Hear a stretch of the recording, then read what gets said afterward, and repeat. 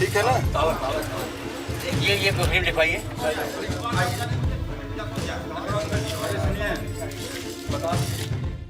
ज्ञानवापी मस्जिद के निचले कमरे का ताला खुला और इसके साथ ही सामने आया वो संसार जिसके सर्वे से पता चलेगा क्या वाकई ज्ञानवापी मस्जिद को मंदिर तोड़कर महादेव के धाम के ऊपर बनाया गया।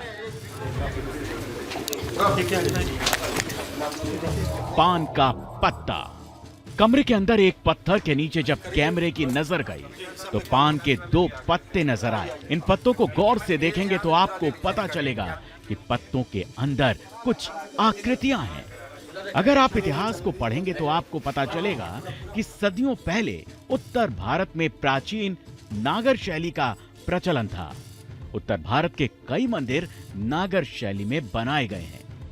नागर शैली में मंदिरों की साज सज्जा के लिए प्राकृतिक चिन्हों जैसे फूल, पत्तों और बेलों का इस्तेमाल किया जाता था और इसी वजह से सवाल उठ रहा है, क्या ज्ञानवापी के तहखाने में मिले ये चिन्ह नागर शैली से जुड़े हैं और क्या ये महादेव के मंदिर के ही वो अवशेष हैं जिन्हें औरंगजेब के हुक्म पर मस्जिद के नीचे दबा दिया गया था।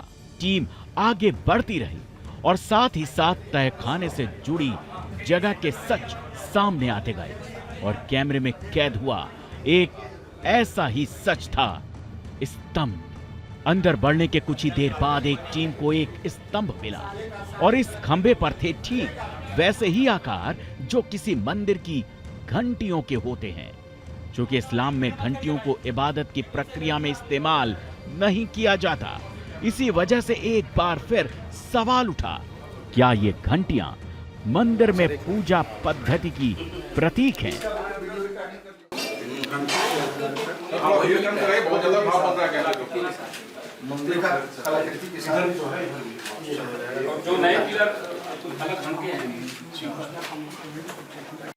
ऊपर से नीचे जब कैमरा घूमता है तो साफ हो जाता है कि स्तंभ के मध्य हिस्से पर ऐसी घंटियां चारों तरफ बनाई गई हैं। समय के साथ कुछ घंटियां टूट गईं, लेकिन गौर से देखेंगे तो बाकी पत्थर की घंटियां आज भी अपने पूर्ण आकार में हैं। जैसे जैसे यह वीडियो आगे बढ़ता है तो मस्जिद के नीचे मंदिर के होने के दावे को लेकर जिज्ञासा बढ़ती गई। खंबे पर पत्थरों से बनी घंटियां मिली, नागर शैली की निर्माण कला से मिलते जुलते पत्ते भी मिले और फिर एक और ऐसी तस्वीर कैमरे में आई जिसका संबंध भी नागर शैली से बताया जाता रहा है।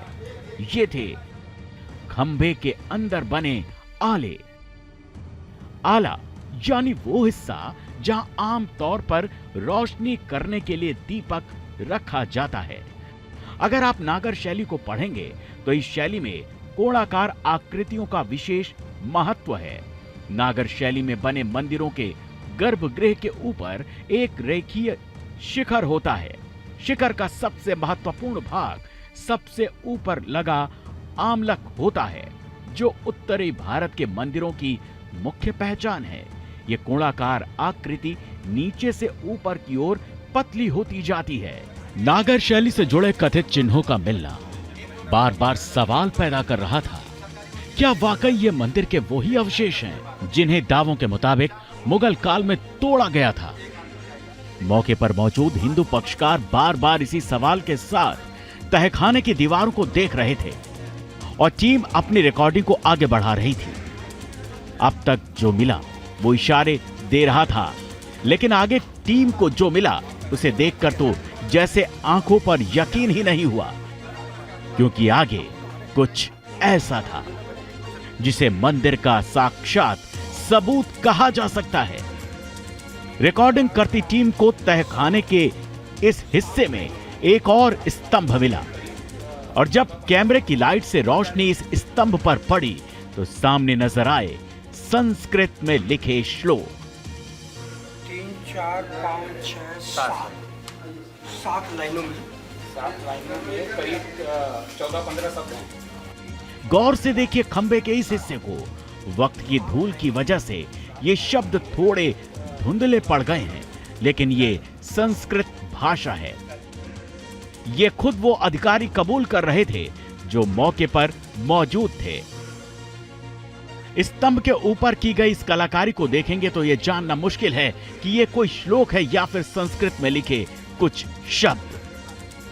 लेकिन वीडियो के इस हिस्से से फिर कुछ सवाल उठे। इस्लाम में इबादत अरबी में होती है, न कि संस्कृत में। तो फिर ज्ञानवापी मस्जिद के अंदर संस्कृत के श्लोक या शब्द क्यों लिखे गए हैं?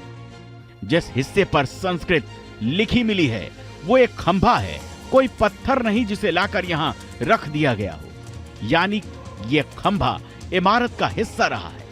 3 4 5 6 7 लाइनों में करीब 14-15 शब्द हैं। जहां संस्कृत के शब्द लिखे हैं उसी स्तंभ के नीचे और आगे की तरफ कुछ और आकृतियां भी बनी हैं, जो हैं पुष्प कमल यानी फूल। अगर आप गौर से देखेंगे तो आपको एक के नीचे एक कम से कम 5 पुष्प कमल नजर आएंगे। इस किस्म के पुष्प कमल भी नागर शैली के निर्माण का हिस्सा माने जाते हैं।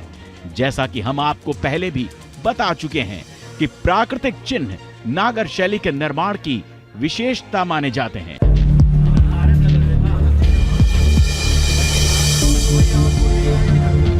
तहखाने के पूर्वी हिस्से के बाद जब कैमरा बाउंड्री की तरफ पहुंचा तो पान की कलाकृतियों वाली ये सफेद रंग की दीवार मिली।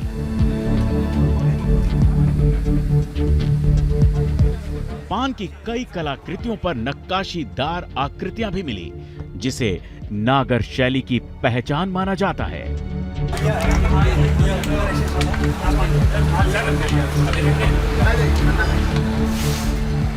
ये ज्ञानवापी की वही दक्षिण हिस्से की दीवार है जो काशी विश्वनाथ मंदिर के बेहद करीब है। इसीलिए इसे ज्ञानवापी की बाउंड्री कहा जाता है। दोनों पक्षों के वकील के साथ सर्वे टीम दक्षिण दीवार से होती हुई फिर तहखाने के पूर्वी हिस्से के आगे दाखिल हुई। हाँ बस आ गए, हो गया। तो यहां मलबों का पहाड़ मिला, टूटे हुए पिलर और शिलाओं का ढेर दिखा। ज्ञानवापी का यह तहखाना न मालूम कितने सालों से बंद था और इस तहखाने के अंदर जैसे जैसे टीम आगे बढ़ती गई दबे रहस्य खुलते गए। तहखाने में 14-14 घंटियों वाला दूसरा स्तंभ। तहखाने में यह दूसरा स्तंभ है जिस पर घंटी जैसी आकृति दिखाई दे रही है। 14-14 घंटियां इस स्तंभ पर तराशी गई हैं और जैसे ही कैमरा नीचे की तरफ जाता है एक आकृति पर सबकी निगाहें टिक जाती हैं। टीवी पर पहली बार ज्ञानवापी के तहखाने की वो तस्वीरें आप देख रहे हैं जो इससे पहले आपने कभी नहीं देखी होंगी। तमाम दावों, बहसों और दलीलों को सुना होगा, लेकिन पहली बार देखिए ज्ञानवापी के तहखाने में खड़ा ये स्तंभ क्या कहता है। स्तंभ के नीचे की इस आकृति को देखकर सर्वे की टीम चौंक पड़ी। दावा किया जा रहा है कि यहां कभी मूर्ति रही होगी और बाद में निशान मिटाने की कोशिश भी हुई होगी कि यहां और कौन से राज दफन हैं। तो इस राज से पर्दा उठाने के लिए कैमरा चबूतरे से होता हुआ दक्षिण की ओर घुमा। तहखाने का यह हिस्सा ज्यादातर अवशेषों से पटा पड़ा है। यहां की दीवारें ऐसी हैं जिन्हें पहली नजर में देखकर ही लगता है कि इनका निर्माण एक साथ नहीं हुआ। यहां पर कुछ दीवारें ईंट, सीमेंट की बनी हैं, तो कुछ प्राचीन ढांचा है। यानी इस स्ट्रक्चर में 2 युगों के अवशेष नजर आते हैं। सर्वे टीम ने यह नोट किया कि यहां कदम कदम पर शिलाओं का ढेर जमा है। इन्हीं शिलाओं को देखती हुई गुप्त अंधेरे में बचते बचाते सर्वे की टीम आगे बढ़ी। दक्षिण की तरफ पहुंचने पर एक ऐसी दीवार दिखी जिस पर कमल का फूल स्पष्ट नजर आया। हिंदू मान्यताओं के मुताबिक पुष्प कमल को लक्ष्मी स्वरूप कहा जाता है। हिंदू मंदिरों में कमल पुष्प कमल की नक्काशी की पौराणिक परंपरा रही है। ऐसे में ये रहस्य और गहराने लगा कि ज्ञानवापी के पाताल लोक या यूं कहें तहखाने में कमल की कलाकृतियों का राज क्या है। लेकिन ये सिर्फ एक कलाकृति नहीं है, ये कैमरे में कैद तस्वीरें बताती हैं। जैसे ही कैमरा आगे की ओर घूमता है तो एक मेहराब पर बाघ की आकृति दिखाई देती है। बाघ की उकेरी गई कलाकृति ऊपरी बीम में दिखाई दे रही है। पहले बाघ को दिखा दो। हाँ, उसको आप अच्छे से लीजिए। उधर भी लीजिए।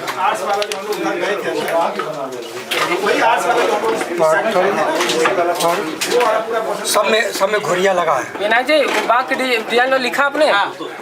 ठीक है। वो एक डिजाइन जो है क्या कहते हैं, बीम टाइप का जो पत्थर है, ऊपरी बीम पर द्वार रैखिक कलाकृति लिख दीजिए। जिस संरचना पर बाघ की आकृति दिखती है वो संरचना यहाँ की दीवार से बिल्कुल अलग है। सामने की दीवार और छत को देखकर पता चलता है कि ये ज्ञानवापी का नया स्ट्रक्चर है, जबकि बाघ वाली शिला को देखकर लगता है कि ये प्राचीन काल की निर्मित दीवार है। इसी तरह की संरचना हमें तहखाने की इस छत पर भी नजर आई।